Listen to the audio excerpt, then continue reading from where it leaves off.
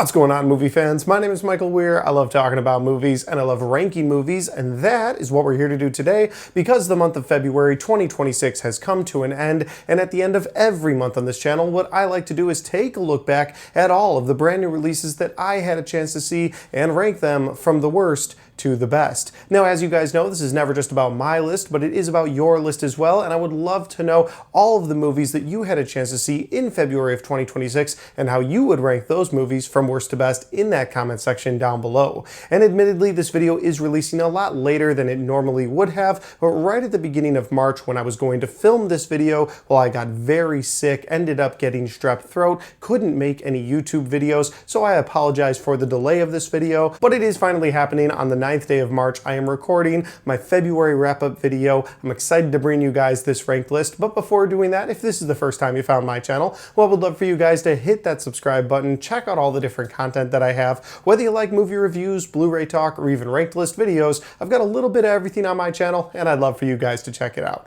All right, let's get into my February 2026 brand new movies ranked from the worst to the best. Here we go. That is one big pile of shit. No, I shot him. Bullets in the fall killed him.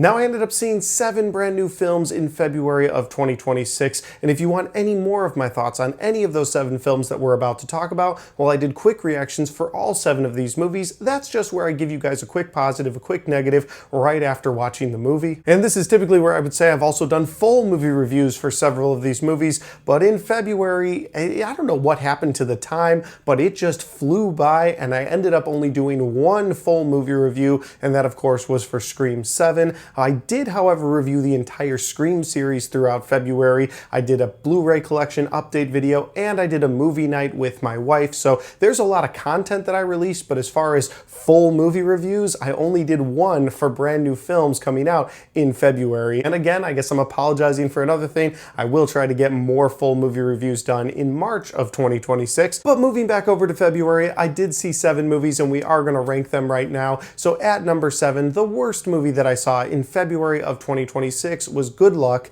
Have Fun, Don't Die. Now, before you jump at me in the comment section here, I know this movie worked for a lot of people, but it really just didn't work for me. I loved most of what was going on in the first act, especially the opening scene. When Sam Rockwell's character goes into that diner and he's telling people he needs them for a mission, says he's from the future, so he's a bit of a time traveler, all of that worked for me. I liked his back and forth with the different people in the diner, but then once you got out of that diner, it just got a little too weird for my taste. And again, this is just my taste. I know a lot of people enjoyed this movie, but for me, it was just this constant weirdness that went in several strange directions. I thought the structure of the story of this film also felt off. I understand he's a guy from the future, and then you, the viewer, don't know if he's telling the truth. Maybe he's just a crazy guy that's taking people hostage, and throughout the movie, they start to reveal slowly that no, this guy is completely on the level. He is from the future. The future did get screwed up by some sort of technology that he is there to try and destroy. But I think when that AI CGI cat came out and it was made up of other cats, it just got too weird for me. At that point, I checked out of the film. So not a movie for me. Good Luck, Have Fun, Don't Die is the worst movie of February 2026. But again, if you're into weirder movies like that, I think you could enjoy this movie. At number 6, we have the Amazon Prime released pirate adventure film called The Bluff. The Bluff stars Carl Urban as a pirate who's on a search of vengeance from the other main star of this film, played by Priyanka Chopra Jonas, and you find out that he is after her because she stabbed him and took all of this gold for herself. And so now he, along with his pirate army, are after her, and when you meet up with her, you find out she got out because she didn't want to be part of the pirate life anymore. She wanted to settle down and have a family. So she's basically your good guy in this movie, but they never really give you a reason to root for her outside of the fact that she now has a family. It's like she has a lot of blood on her hands, something that Karl Urban brings up several times throughout this film. It's like, what makes her morally better because she decided to get out, because she decided to have a family? I mean, I guess that makes you root for her, but ultimately, I didn't have a person I wanted to win in this movie, and that did bring about a bit of disappointment, because when you get to the final act of this film and it's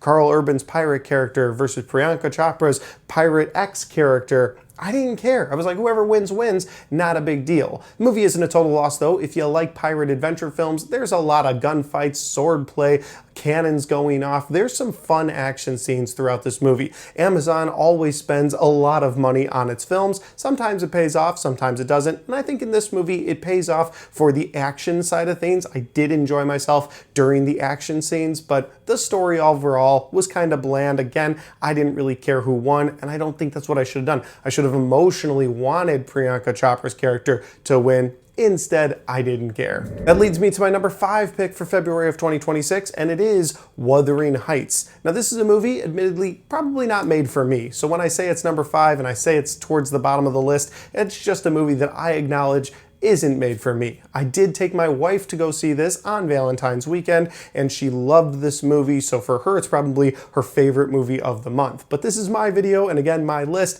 and so I'm putting Wuthering Heights at number 5. I thought that Jacob Elordi did a great job with his acting. I also thought that Margot Robbie did a great job with her acting. But again, the story is just a love story about these two people that are brought together when they're very young. They separate. He comes back into her life when her life has completely gone a different path. And it's a story we've seen play out in movies several times over and over the years. Now, is the original Wuthering Heights books one of the first to bring this controversy to light, this love triangle of people? You've got this girl in this loveless marriage, but he's got everything. And then you got Jacob Elordi's character who has nothing at first, and so that doesn't bring Jacob Elordi's character and Margot Robbie's character together.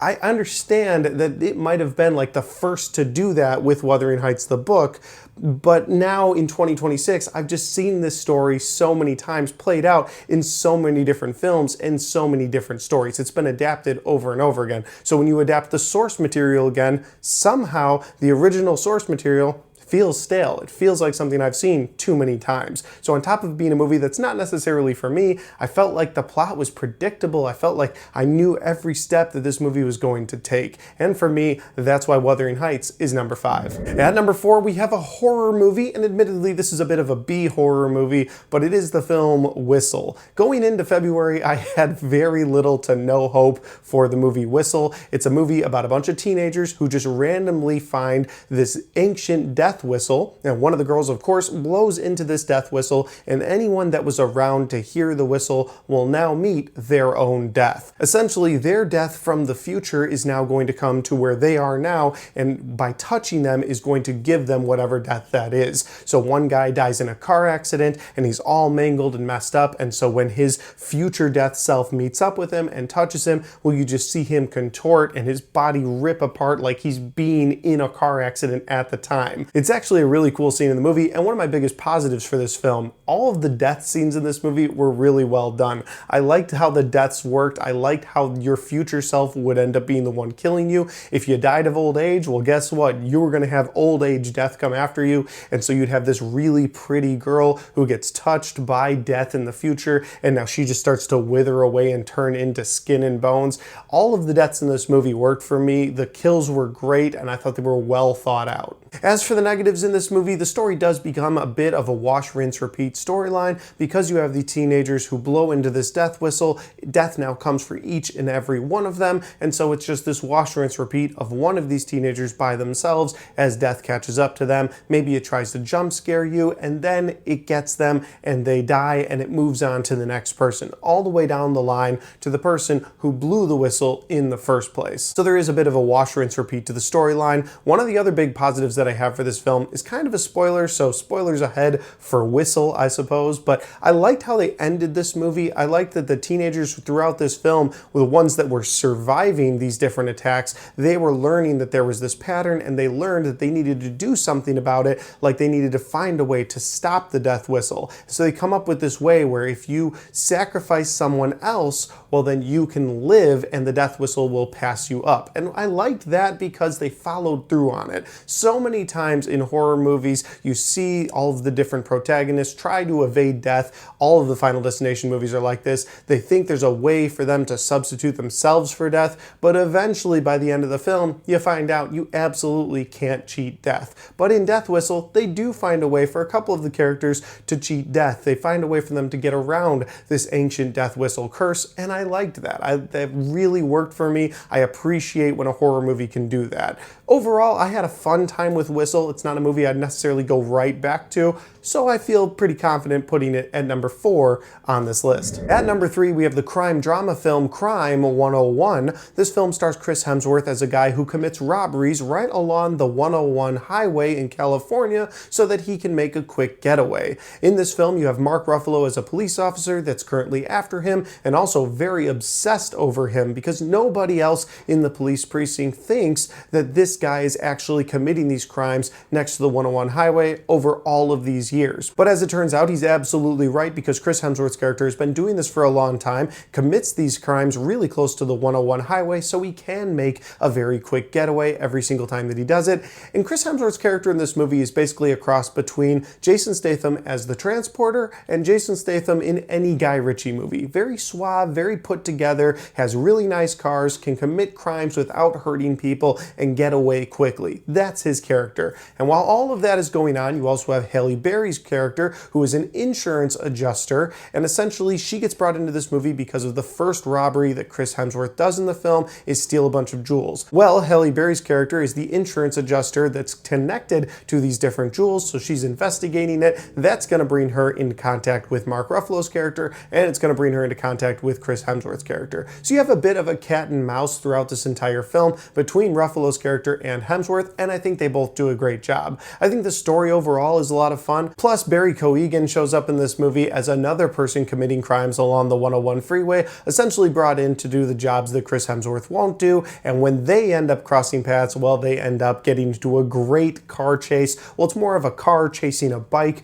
but it's a really great chase throughout this film, probably my favorite sequence throughout this movie. On the negative side, I did think that they tied up all of the characters' stories in this movie a little too perfectly. Everybody's story ended with a nice bow on them. Sure, some of the characters died, some of the characters get away, some of the characters get what they want, but everybody's character ends in a perfect little way. Didn't leave anything for you, the viewer, to consider after the movie, and I think that was a mistake. I think that when you have a crime drama where there's a morally gray area, like, yeah, maybe this guy shouldn't be committing these different robberies, but we've seen other characters in this film, like the one played by Barry Coegan, where you're like, okay, those guys are morally worse than Chris Hemsworth's character. So when you tie up each individual one of them, it doesn't give you, the viewer, anything to consider after the movie, nothing to ponder after you watch the film. So for me, the film tied things up a little too much. And yes, some people will like that. Some people like knowing exactly what happens to every character by the end of the film, leave nothing ambiguous, just tell me everything.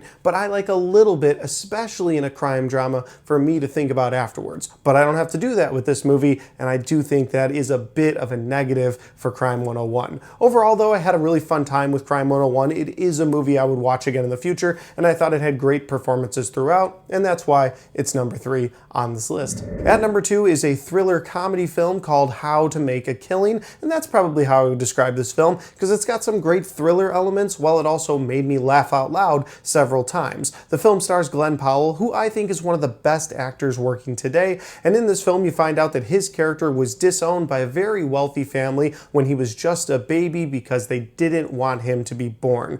Essentially, his mother came from this wealthy family, and the father of this household told her, you need to abort the baby or we're going to kick you out. She didn't abort the baby, obviously, so they kicked her out of the family, and so now he is technically owed a great inheritance, but so many other family members are owed that first that eventually he gets sick of life, sick of being at the bottom, sick of always being the last guy to earn enough money, and he decides, you know what? I'm going to make a killing by killing some people. That's right, he decides to start killing all of the different very wealthy family members that he has, making his way towards that huge inheritance. So again, I would say that the thriller element of this movie really worked for me. There were some edge of your seat moments. You're watching this character who's a morally gray character. Yes, he's committing these murders. He shouldn't be doing that, but you kind of understand why he's doing that. This movie is very much so eat the rich. That's what this movie is pushing. But you're having a fun time with his character because Glenn Powell does it so damn well. So while you're having a fun time with that, there's also some laugh out loud moments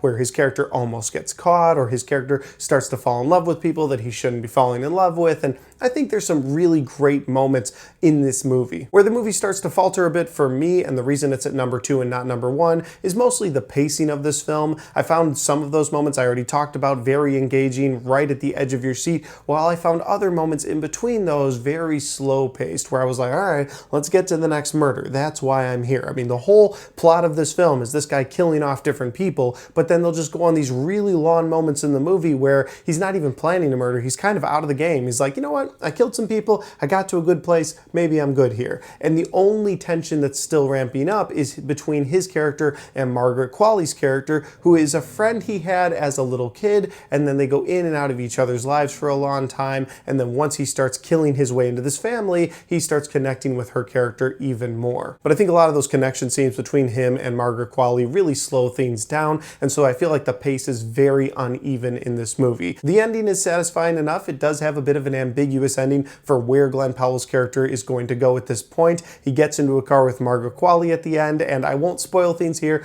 but the way they end things between those two characters, it worked for me. So it didn't have the kind of problem that I had with Crime 101 where it tied up everybody's story perfectly. I liked that it left you, the viewer, wondering what was going to happen to this character, and you know what? I don't think they'll do it, but if they ever make a sequel in this universe, I'd love to see where Glenn Powell's character and Margaret Qualley's character end up down the line. And that brings me to my number 1 film for February of 2026. It was on my top 10 most anticipated movies of the year list, and while the movie isn't perfect, it is my favorite film to come out in February of 26, and it is Scream 7. Scream 7, of course, being the 7th entry into the franchise overall. Over the past month, I have been watching and reviewing each and every one of the Scream films, and I've really enjoyed my rewatch of those movies. Most of those movies I've seen several times. Some of the newer ones I had only seen once in theaters before, so getting to sit down and revisit them before checking out Scream 7 was a really fun time. All of those reviews are currently on my channel, and then after I make this video and put it out today, I will be working on my Scream Ranked series, where I'll be ranking all of the Scream films from worst to best in my own opinion, so keep a lookout for that.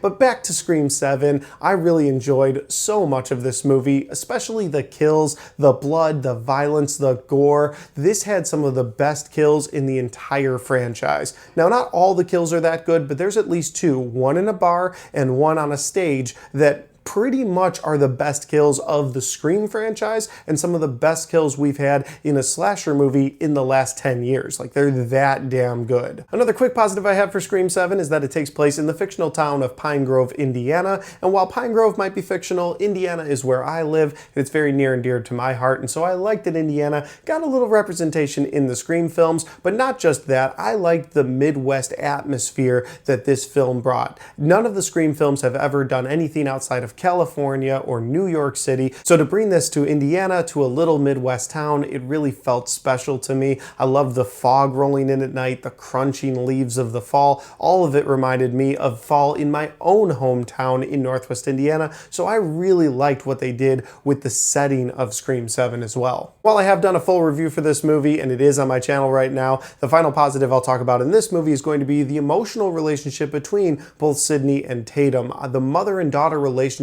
the emotional bond that they had, the journey that the two of them went on in Scream 7, well, it really worked for me. But it's not a perfect movie. There were some negatives that I had for this film, and the first one was that it ditched being a bit of a meta-commentary on the horror genre. While it is a bit of a meta-commentary on 2026 and where we are as a society, especially with things like AI, it did dive into those things, but it didn't dive into the meta-commentary about horror films, and that's something I've always loved about the Scream franchise, how it'll reference other other horror films, what's going on in those horror films, but this movie just doesn't do that. There's one moment in this movie where the character of Mindy tries to bring up the fact that this is going to be all about nostalgia for you, the viewer, but then she's quickly cut off by her brother Chad, and it never comes up again. So I was missing a bit of that meta commentary on the horror genre as a whole. And the other big negative that I have for this movie is the killer reveal is one of the most lackluster killer reveals of the entire franchise. Now, the reason it's lackluster is for a couple different reasons. Some are spoilery, so I won't get into them. But one thing I will say, since it's on all of the posters and in the trailers, is that Matthew Lillard is back for Scream 7. But the capacity that he's back is something that still doesn't sit well with me over a week after I saw the movie. And so while the Matthew Lillard angle of this movie kind of irritates me, what they ended up doing with the Stu Macher character, the killer reveal is where my real negative is, because it was just boring. I didn't care about the killer reveal. And this might be the first time in the entire Scream franchise where I can say that. While part 3 isn't my favorite reveal and it feels a bit far-fetched, this killer reveal just didn't work for me. The motivation of the different Ghostface killer or killers in this film just didn't work for me. There's a moment at the beginning of this film where a Ghostface killer is revealed, and when that happens, I was like, that's awesome. They're doing Cult of Ghostface. This is gonna be great. And unfortunately, that's not the route that they take. They take a completely different path that just doesn't sit well with me. So while it is my favorite movie in February of 2026, this is not my favorite film in the Scream franchise. Although, with what they did in Scream 7, I am interested with them moving on to Scream 8. I hope they do a great job with that franchise, but I'll talk more about that in my ranked list for the Scream franchise in another video. But with all that said, Scream 7 is my #1 movie for February of 2026. And guys, those are all the brand new movies that I had a chance to see in February of 2026. Did you have a chance to see these movies? If you did, let me know in the comment section down below. Don't forget to leave your ranked list in that comment section down below. And if I missed something in February, something that you really liked, well, tell me about that. I'll do my best to check it out in the future. Finally, guys, if you like this video, don't forget to hit that like button because it helps the video, it helps the channel, and it helps me right here. Thanks for watching, and I'll see you next time.